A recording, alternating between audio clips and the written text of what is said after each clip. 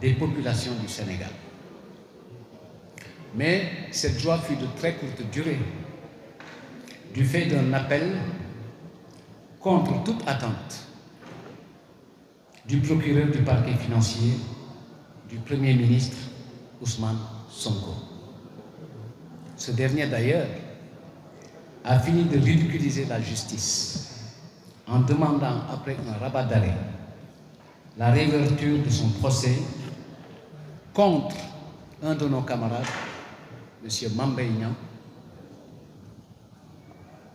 pour valider une candidature pour 2029. Cette opposition à la libération de l'honorable député des Agnam traduit, selon nous, et ce qu'on dit depuis le début, un acharnement contre un homme, en l'occurrence Farba Ngom, qu'il ne qualifie plus d'adversaire politique, mais qui est pour eux un ennemi, une cible à abattre. Rappelez-vous le discours de la honte à Agnam, quand M. Ousmane Sonko interpellait Farba Ngom pour lui dire que ce serait sa dernière participation à une campagne électorale. Rappelez-vous que l'honorable député Farba Ngom est le seul détenu dont, avant la convocation, le procureur de la justice, le procureur de la République a sorti un communiqué. Rappelez-vous comment Farba Ngom a perdu son immunité parlementaire. Rappelez-vous bien avant ça, comment on a empêché Farba Ngom d'accéder à une position de vice-président de l'Assemblée nationale. Et depuis un an, pratiquement, c'est toujours des accusations. Aucune preuve établie. Depuis pratiquement un an, c'est de la haine. Cette affaire, elle est loin d'être une affaire de justice. C'est notre position constante et notre lecture de la situation. Il s'agit ni plus ni moins que d'un acharnement contre l'honorable député Farba Ngom. Je l'ai dit tout à l'heure,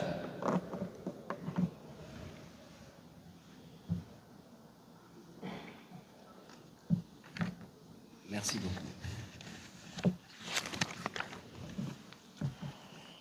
La décision qui a été largement commentée depuis hier,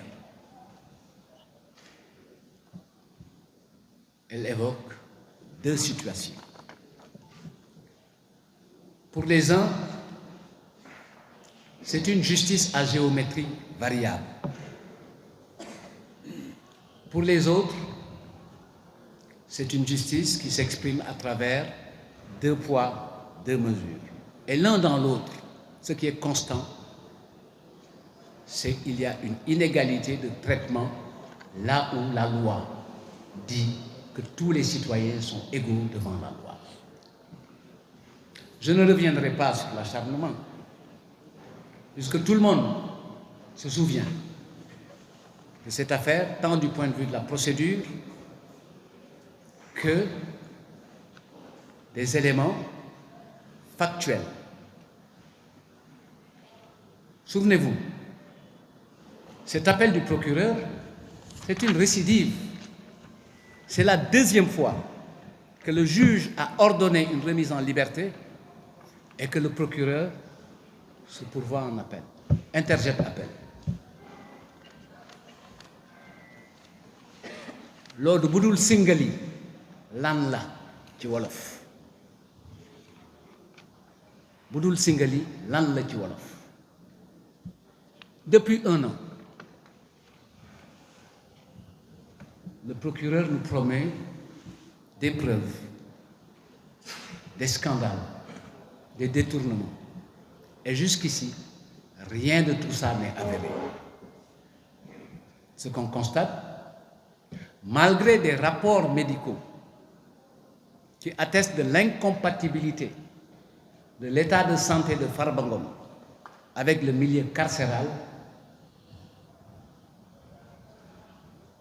il y a toujours cette situation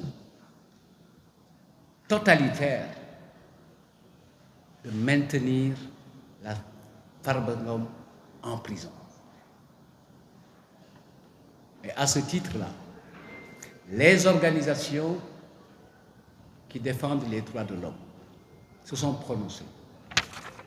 Mais ils n'ont pas trouvé une oreille attentive parce que omnibulés par la haine et son désir de liquider Farba Ngom.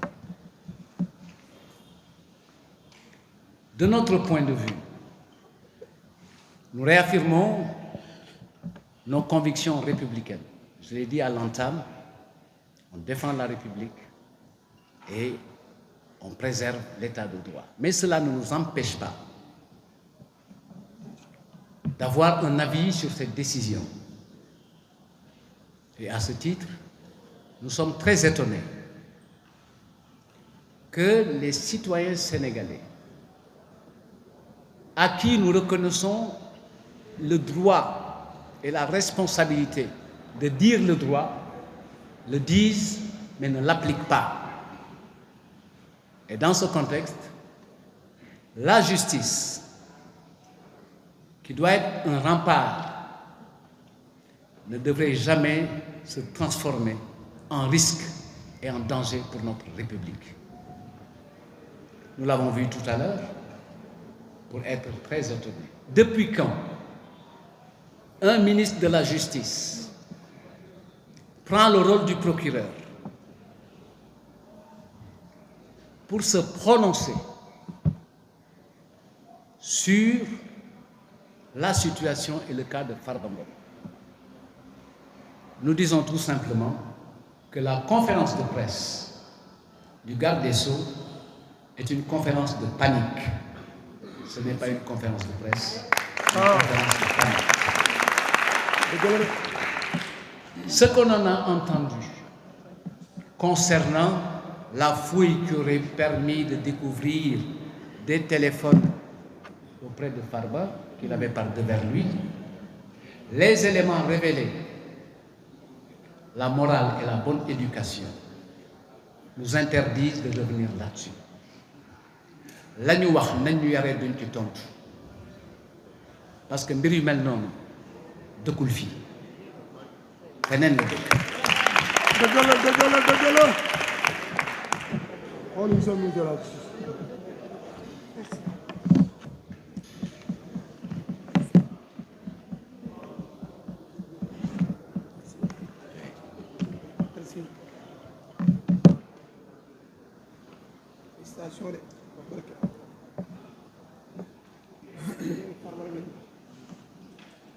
Comme je l'ai dit tout à l'heure,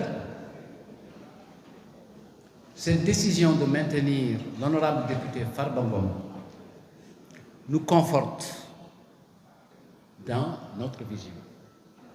Dans cette affaire, tout est politique. Tout est politique. Ce n'est pas une affaire judiciaire, de notre point de vue. Si tant est que c'était une affaire judiciaire, on aurait fait droit au droit de Farba Ngom. Malade. Et rien n'interdit à la justice de le libérer et de prendre les dispositions qui permettent de l'avoir sous contrôle. Et nous sommes convaincus que beaucoup de Sénégalais pensent la même chose. C'est une affaire d'acharnement, c'est de la haine, c'est la justice des vainqueurs, c'est de la revanche. Et ça met en péril notre vivre ensemble et notre République. On l'a dit à l'entame, notre préoccupation centrale, c'est la défense de la République et de ses valeurs. c'est la préservation de la démocratie, ses valeurs et de ses usages. Puisque lu ñu bokk la kenn mënu ko séddoo dem ak moom. Aujourd'hui, nous réaffirmons sans trembler que le comportement du parquet n'est pas ce qui était attendu.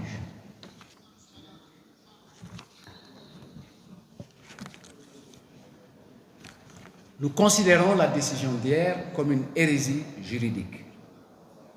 Et vous savez, depuis ce matin, quand vous écoutez les médias et les commentaires des Sénégalais, tous les qualificatifs ont été utilisés.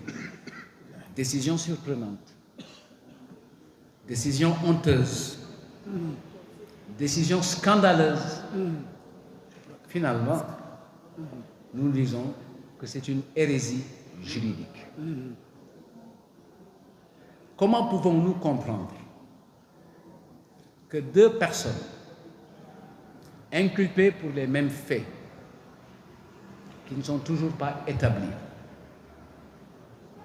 se voient traitées de façon différente?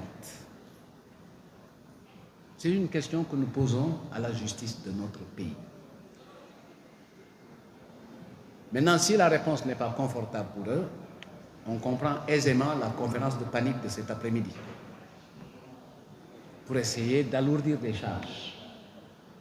Nous ne l'acceptons pas, nous le dénonçons avec la dernière énergie et de la façon la plus vigoureuse possible.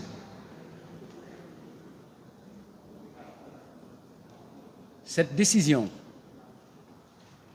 est une hérésie, je le disais tout à l'heure. L'Alliance pour la République et ses alliés, fidèles à leur posture, comme je l'ai rappelé, de défense de la République et d'État de droit, feront face au régime totalitaire qui est en train de gouverner notre pays. Dans la même dynamique, nous exprimons notre solidarité et notre soutien total aux camarades du parti et aux citoyens sénégalais injustement privés de liberté. Je veux citer Pape Malick Ndour, Lat Diop, Ismaïla Madior Fall, Mamina Daffé, Moustapha Diop, Aïssatou Sophie Gladima, Jérôme Bandiaki, Ndeye Sali Diop, Soya Diagne, Maodo Malick Mbaye, Madiambal Diagne, 3 points de suspension. À cet effet, nous exigeons la cessation et la fin de tous les régimes privatifs de liberté et exigeons leur libération sans condition. À cet effet, un plan d'action sera mis en œuvre pour la restauration de l'état de droit et la défense de la République. Ce plan d'action sera structuré autour de tourner auprès des autorités religieuses. Nous ak ñom ñoo bokk réew mi am nañ ci kaddu bu ñu gisee réew mi di jëm fële seen cër may na leen ñu ne li ngeen nekkee baaxul te ñi gisee ñi ngi nekkee baaxul. Cette tournée devra nous mener auprès des organisations de la société civile qui, dans leur rôle de défense des droits de l'homme, ont leur mot à dire sur la situation carcérale inacceptable, injuste de nos camarades. Elle devra nous mener également, cette tournée, vers les représentations diplomatiques, puisque au bout du bout, il s'agit de l'image du Sénégal et de sa stabilité. Elle devra nous permettre d'être en contact avec toutes les forces démocratiques et citoyennes dont la perspective est de défendre la République, que ce soit des forces citoyennes organisées. Dans ce plan d'action, on annoncera très prochainement la date d'un grand rassemblement, une marche nationale pour la libération des détenus et des otages Pour terminer, la République est en danger. La démocratie est en péril. Il faut les sauver l'une et l'autre. Et c'est la mission du Front pour la défense de la République. Et c'est l'engagement originel de l'Alliance pour la République. Je vous remercie de votre Merci. Je vais à présent laisser la parole à Mariam Thiambabou. Vous ne changez pas de dispositif, je vais changer de place pour qu'elle puisse parler.